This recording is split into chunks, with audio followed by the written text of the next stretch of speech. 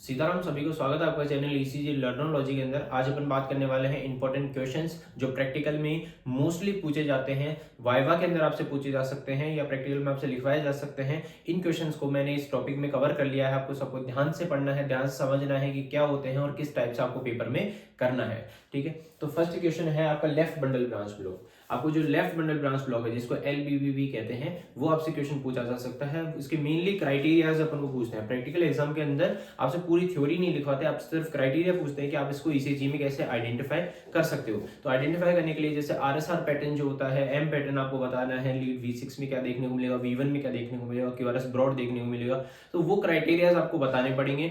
Mainly आपको viva के अंदर पूछा जाएगा कि LBB को आइडेंटिफाई कैसे कर सकते हैं आप ECG में। सेम एज आपको RBB के बारे में पूछेंगे कि राइट बंडल ब्रांच ब्लॉक को आप कैसे आइडेंटिफाई करेंगे ECG में। तो आप इन दो क्वेश्चंस के बारे में आपसे मेनली पूछ सकते हैं। थर्ड क्वेश्चन है आपका atrial fibrillation and Flutter. Atrial fibrillation और एट्रियल फ्लटर, ये दोनों क्वेश्चन भी ऐसे हैं जिनका ECG क्राइटेरिया आपको मेनली पूछ सकते हैं और इनका ट्रीटमेंट भी आपसे पूछ सकते हैं। इनका ट्रीटमेंट क्या होता है, आपको इनकी ECG क्राइटेरिया भी ध्यान रखने हैं और इनका ट्रीटमेंट भी ध्यान रखना है।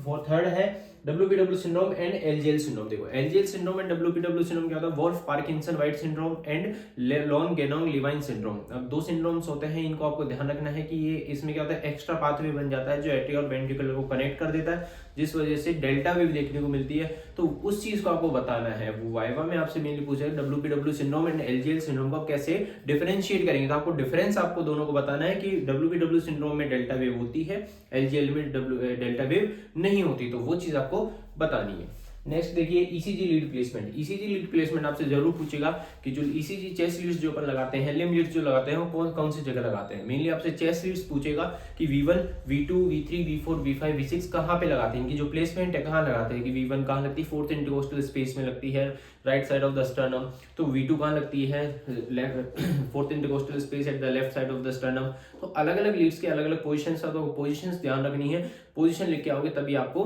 नंबर मिलेंगे और आपको मेनली पोजीशन पूछेगा।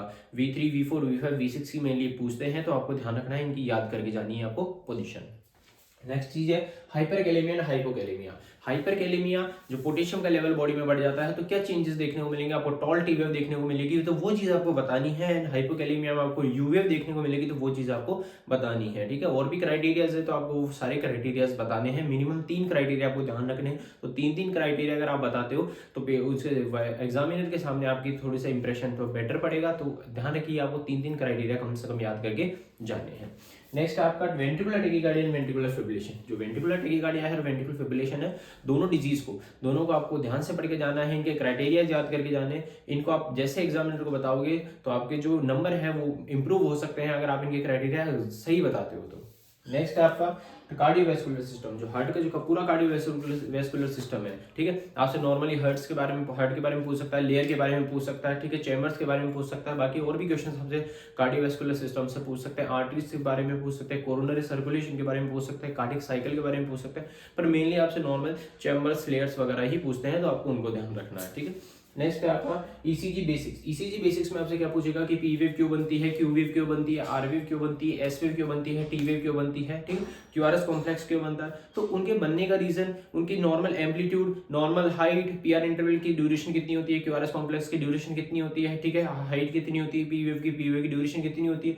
तो जो नॉर्मल चीजें हैं, P वेव की, QRS complex and T wave, ठीक है, 3 चीज हुई है, PR इंटरवल, QT इंटरवल, ये 2 चीज होगी। तो इनका आपको ध्यान रख के जाना है कि भाई इनकी नॉर्मल ड्यूरेशन, नॉर्मल हाइट जो है वो कितनी होती है। नेक्स्ट है ECG पेपर। ECG पेपर के बारे में आपको ध्यान रखना है कि ECG पेपर में 2 टाइप के boxes, large box, small box होते हैं।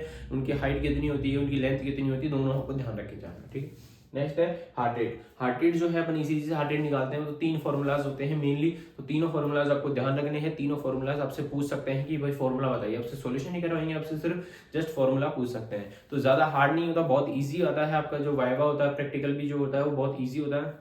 आप इन टॉपिक्स को अगर कवर कर लेते हैं तो आपके जो है अच्छे मार्क्स आने के चांसेस पूरे हैं। ठीक है, thank you for watching, follow for more content.